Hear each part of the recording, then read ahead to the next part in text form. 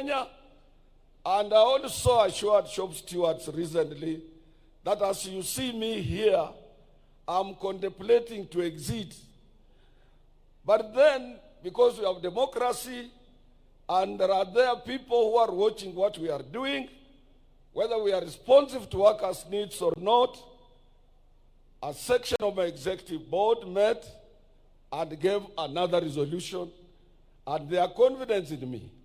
But I want to assure them, as much as we have heard our song, which says our solidarity is forever, we call ourselves brothers and sisters. This does not mean that as we enter into the new year, that it will be only ATWOLI who can be able to lead labor movement. Our organization is democratic. We are free and independent. And among our affiliates, 42 of them, they know your capabilities, those who are affiliates, your abilities to articulate issues concerning working men here and across the globe, and they will make a decision. And we will respect their decision.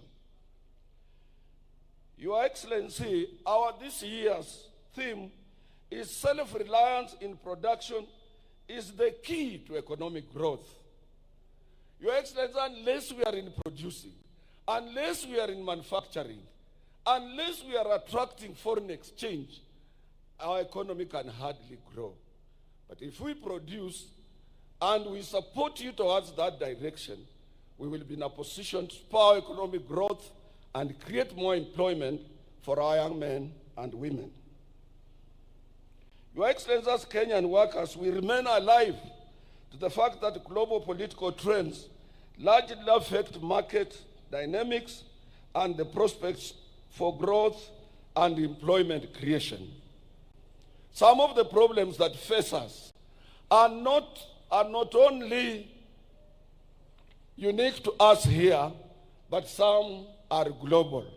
But if we are together with you, Your Excellency, if we work hard, if we produce more, we can overcome all these global economic challenges. Without a doubt, the election of Donald Trump as the 47th President of the United States of America and his consequent policies that are focused on building and manufacturing capabilities of the U.S. through self-reliance and imposition of tariffs call for all of us to relook and to rethink twice how we can be free and independent economically. Your Excellency, this year's Labor Day celebration is a special one because Kenyan workers will be marking 60th years of anniversary, as I have said. And we have made a remarkable achievement. Wewe mwenyewe umeona wafanyikazi wakipita hapa mbele yako. Umeona zile vitu wanafanya viwandani. Umeona kazi zao. Umeona commitment yao. Na wewe ndio mlinzi wao. You are the chair of our industrial relations practice in this country. And therefore, as you sit, as you look at them, I know you think well about Kenyan workers. Indeed, as I said, we will support you towards any route you take in enhancing and protecting workers' rights in this country as a champion of social justice, number one. Your Excellency, on outsourcing, Your Excellency, one of the biggest problems that your government faces in meeting its revenue collection target is outsourcing of labor that has become a very common among the Kenyan employers. As Kenyan workers, we appeal to your government to institute action that will ensure that workers are covered by collective bargaining agreements as it is practiced world over. And the outsourced people have an opportunity to contribute to our revenue through statutory deductions as other permanent employees.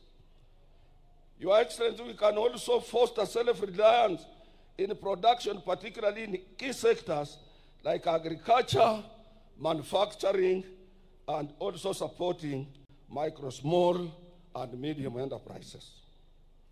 As I said, Your Excellency, I don't want to take a lot of your time. Kwa ajili sijui umetubebea nini. Naweza ongea sana na urudi na ile kitu umebebea wa Kenya.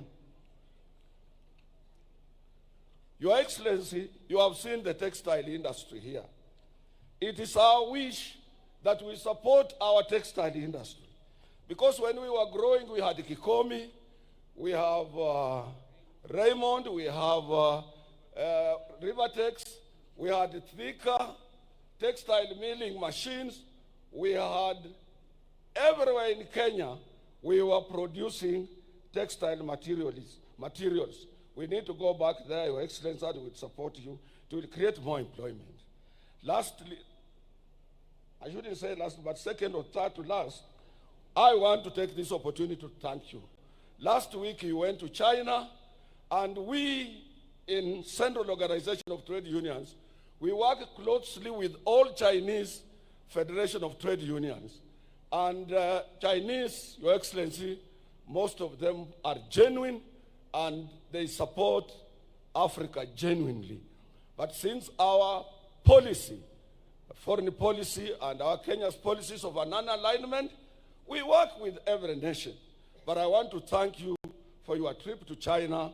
We will be able to realize more, particularly the agreement you signed to address the dual carriageway from Nairobi towards Western Kenya, and also to extend SGR.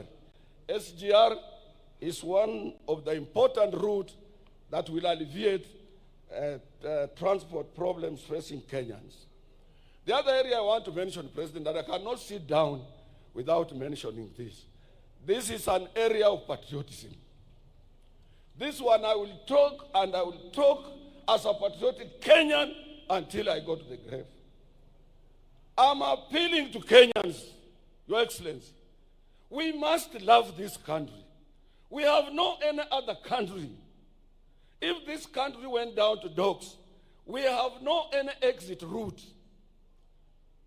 Kenyans are watching their television. They should look what is happening in Bukavu, in what is happening in Goma. Pali mtu anatoka na watoto na kondoo, wanafika kwa njia, wana abandon kondoo, anarudi kwa watoto yake na wajafika pahali wanaenda. This is not the route we want to take. But Your Excellency, one day you Kenyans will remember me. If we don't regulate social media, if we don't, in China where you have been, it is regulated. With a population of about 1.4 billion people. In Dubai, it is regulated. In UK, it is regulated. In US, it is regulated. Kenya cannot be free for all. Kenya can't.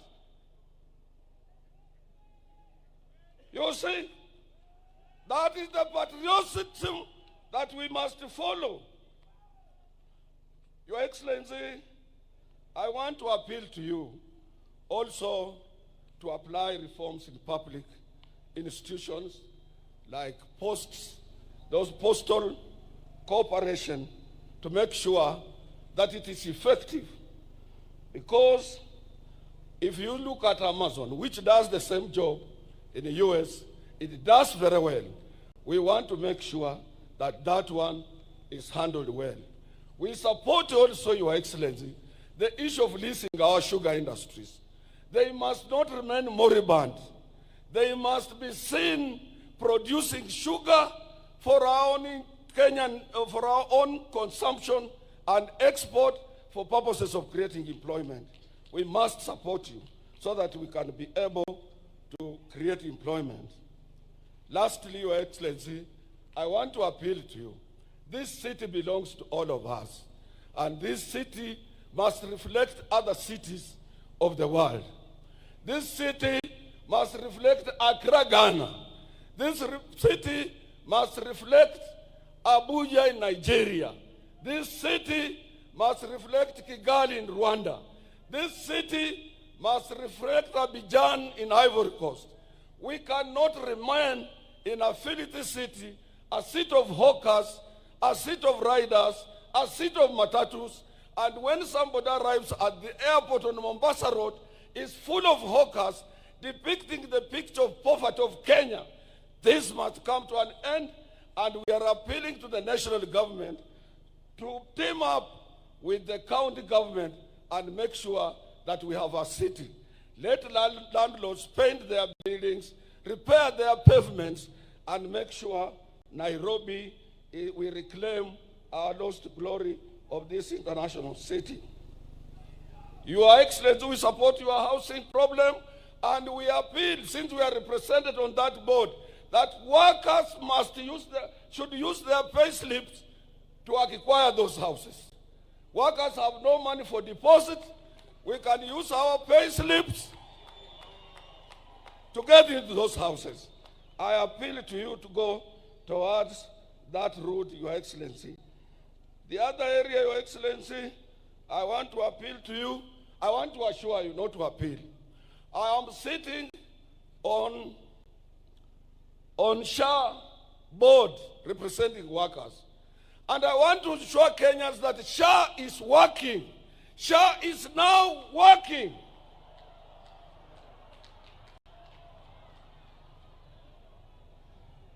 Lastly, Your Excellency, I want to support the managing trustee, Koros, of NSSF. He has done a commendable job. He has done very well. And as I'm talking, since we implemented the new act, NSSF has realized 220 billion for Kenyans, and we must rally behind the managing trustee of the NSSF. Lastly, Your Excellency, we have a problem. You saw workers here with placards saying, let us carry out ratification on ILO Convention number 189 to protect our domestic workers. Let us also ratify ILO Convention 190 to stop both domestic harassment and violence at workplace. These two conventions have been ratified world over. And Your Excellency, you need to talk also to the Federation of Kenya Employers. You are our person. Let them give us support in this direction. Your Excellency, you need also to talk to the Federation of Kenya Employers. That when you gave these workers 6%, to date is not fully implemented. I'm telling you for free and for sure. And there is no any time His Excellency the President has announced the year salary increase and then it becomes a subject of debate.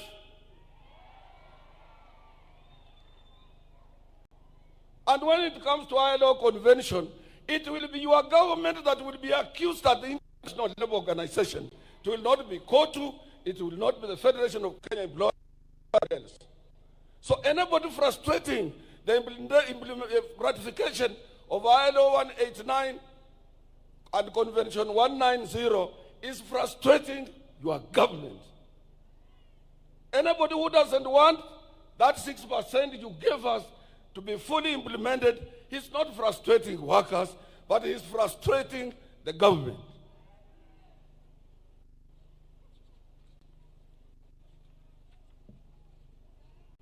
I would have gone on and on, Your Excellency, but as I said, I don't want to get you tired. I want to repeat that please, we want to live in a peaceful country, address issues of social media, address issues that are afflicting these workers. If you have something, Your Excellency, the cost of living in this country is at around 45%, and that is too high for them. This is caused with some dynamics of variations in economic performance and some global economic situation that affect us as well. Your minister has tried what he can, but I will assure you, please go to his rescue, try to make sure that these workers are properly compensated, and more so, Your Excellency, what is eating in our jobs are free riders, people who are employed through the back door, outsourced at a lower rate. They don't pay taxes. They don't contribute to collective bargaining agreement. There is no any agreement binding on them. They are slaves in our industries, enslaved by employers, and Kenya as a free country can sit and see people outsourcing people. A company retrenches people, it asks its supervisor to form a company of exploitation. This can't be allowed in free Kenya. We can't allow that under your watch. As I promised, President, I want to be very brief because we will be talking. May I take this opportunity to invite your Honorable Minister for Labor, Dr. Mutua, who will be able to give some few words and observe other protocols for you to come and say. The other thing I'm being reminded by my deputy that I had forgotten, ni mambo ya hizi vitu tunakatwa, housing, nini, taxation. It should not be on gross salary. Hizi vitu vinatakana viwe on basic, so that gross, umefanya overtime, umefanya nini, it's not interfered with. And I know Your Excellency will look at that. All deductions, salary deductions, statutory deductions should be at basic, not on gross, where somebody might have toiled very hard to work on overtime and he doesn't realize something. Mwisho, Your Excellency, usitishike. Iko watu wengi wanapenda kutisha sana. Mimi nilikuwa hapa President Kenyatta akiwa president. After 3 years we had a problem in the government. Jaramogi left. Nilikuwa hapa when Moi was a president. After a few times there was a lot of problems. Nyinyi nyote mnajua until up 1982. Mpaka when he was leaving, kila saa watu bila Moi yote inawezekana. Nimekuwa hapa President Kibaka akiwa kwa kiti mimi, and I served him. Kibaka alitengeneza kila kitu Nairobi, he improved the economy. But 2007, how wananchi voted him out, we had to do some ukarabati. Sasa nimekuwa hapa wakati wa Uhuru. Uhuru ni rafiki yangu sana. But you could hardly see him outside the way you are outside, you are visible everywhere. But he managed to finish his 10 years. Hawa Kenya unasikia ground ni mbaya. Hapa ground hapana mzuri. Ruto must go. Na sio ground ni mbaya. Wewe anasema ground ni mbaya. Mwenyewe hana ground. Unasikia hiyo? Wacha tuwache mtu amalize kazi yake. I saw what were